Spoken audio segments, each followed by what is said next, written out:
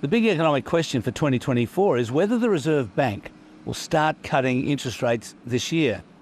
Futures market traders and most economists think it will. I'm not so sure about that, but what does the RBA itself think?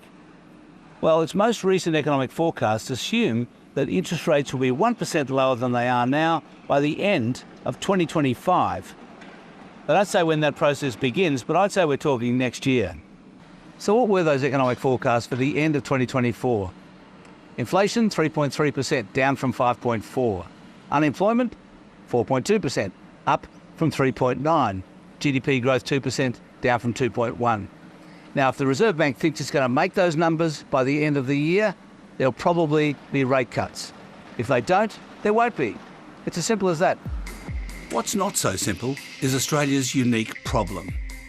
Although the Reserve Bank of Australia has hiked interest rates less than the US and the UK, our mortgage rates overall have gone up much more because we've got more variable rate loans than anyone else. As a result, there's been a huge increase in the number of Australians going backwards. Meanwhile, our population is growing faster than anyone else's, creating the illusion of economic growth, even though there are plenty of people having recessions of their own. So Australia's interest rates will be cut less than most countries.